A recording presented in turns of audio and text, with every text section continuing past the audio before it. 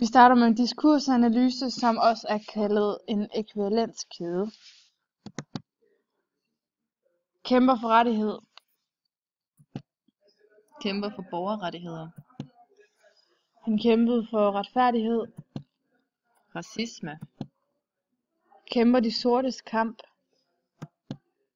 Han er selv en sort prædiker.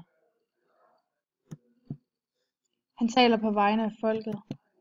Han var en af de undertrykte. Han fulgte sine drømme. Han var imod slaveri. Han blev dræbt af en hvid. Han ofrede sig selv. Han kæmpede en sag, der berørte andre, inklusiv ham selv. Han havde et mål. Han havde en drøm. Og hvem er det? Det er Martin Luther Luther King! King! Ja, vi har Martin Luther King, og vi har valgt den tale, der hedder I Have a Dream. Martin Luther King holdt talen I Have a Dream, og den holdt han på trapperne til Lincoln Memorial i den amerikanske hovedstad Washington D.C.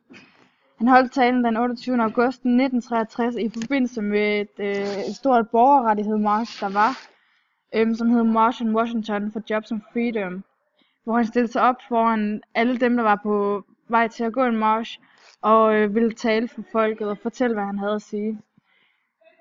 I talen redegør Martin Luther King for sine drømme og visioner om den fremtid, han gerne vil have, de får i USA, hvor at alle kan sammen, uanset race, hvor de kan leve sammen i harmoni og ligeværdighed, alle borgere sammen. Han holdt talen for mere end 200.000 tilhørere og regnes som værende en af de mest betydningsfulde taleholdere nogensinde.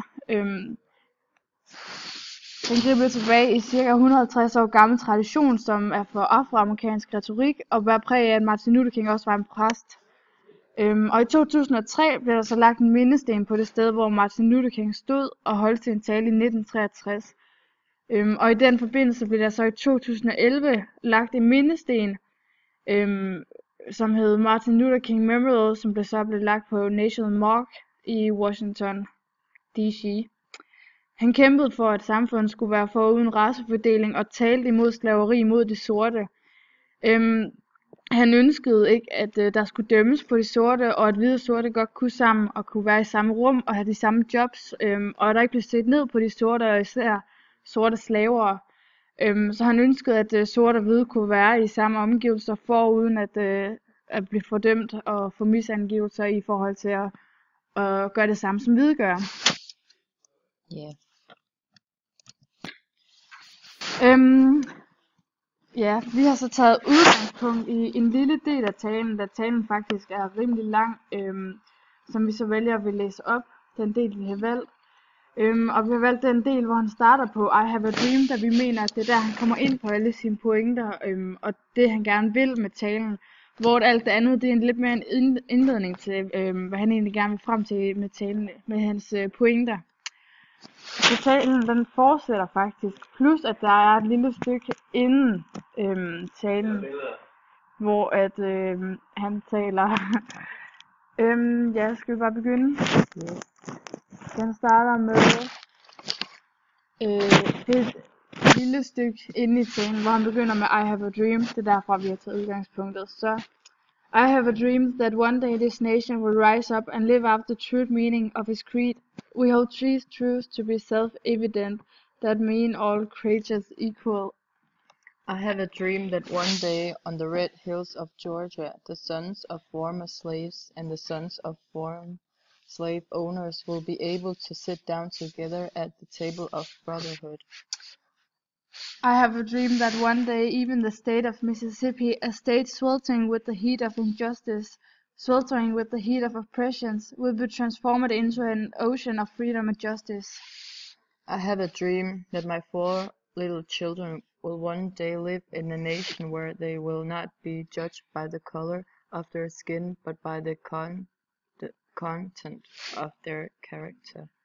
I have a dream today.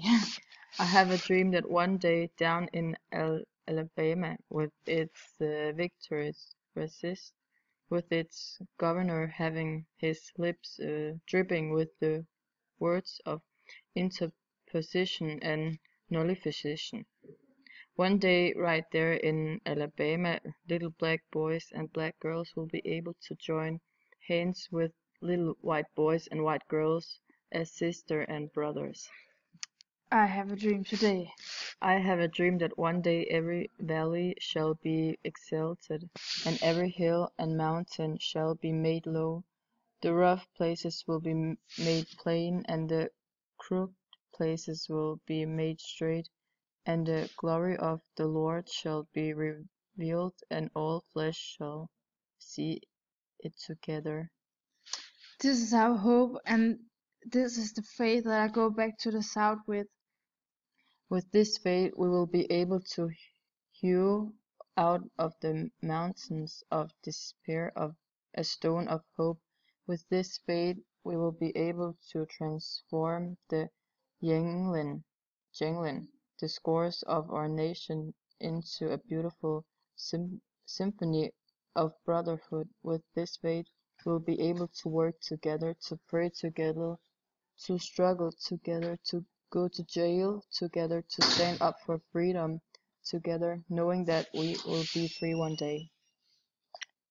Og det var egentlig hans del af talen, som vi har taget udgangspunkt i det her med, at han taler for slaveriet for de sorte, at han mener, at sorte og hvide sagtens kan sammen, og at det ikke er en undertrykkelse, at sorte har et ligestillet job med hvide. Og det er de her ting med, at han godt vil have, at de får et brotherhood, altså Et fællesskab. Ja, et fællesskab for hende, altså sammen. Det var noget, han ville opnå, inden han døde. Ja. Så alt i alt er Martin Luther King var en amerikansk præst og borgerrettighedskæmper. Martin Luther King blev så født i Georgia, som er søn af præsten Michael Luther King Sr. og Alberta Williams King. Han blev født i et middelklassekvarter, og i 1939, da Martin Luther King Sr. og hans familie rejste til Tyskland, ændrede Martin Luther King Sr. sit og Michael Luther Kings Juniors fornavn til Martin Junior. Junior. Nå. Han gjorde sig først bemærket, da han blev leder af busboykotten i Montgomery. Den begyndte, da Rosa Parks nægtede at afgive sin siddeplads til en hvid. Han var så med til at grundlægge Southern Christian Leadership Conference i 1957, som skulle organisere borgerrettigheder, og som skulle gøre, at det her det blev nægtet. Martin Luther King gik ind for, at filosofien om offentlig ulydighed ikke blev negativt set på, men at man tager det som en slags fremtid og ser lyst på tingene i stedet for at give en negativ mening omkring alt. Han ledede adskillige marcher for at sætte fokus på forskellige manglende grundlæggende rettigheder, såsom for eksempel det her med, at sorte slaver blev set ned på. Den 14. oktober 1964 blev Martin Luther King den hidtil yngste modtager af Nobels fredspris, og han er formentlig blevet bedst kendt for sin tale I Have a Dream, som vi også talte, som sagt blev holdt i Washington D.C. i 1963. Martin Luther King blev så myrdet den 4. april af en hvid, som vi også sagde i vores diskursanalyse, i 1968 på en hotelbalkon af James Earl Ray, som fik en dom på 99 år. I 1986 blev en årlig national helligdag kaldt Martin Luther King Dag indført til ære for ham. Og det er så den 3. mandag i januar omkring tidspunktet for Kings fødsel. Og han nåede at blive 39 år. Ja. Martin Luther King og Coretta Scott blev gift i 53 den 18. juni, og ceremonien blev så udført af Martin Luther Kings far.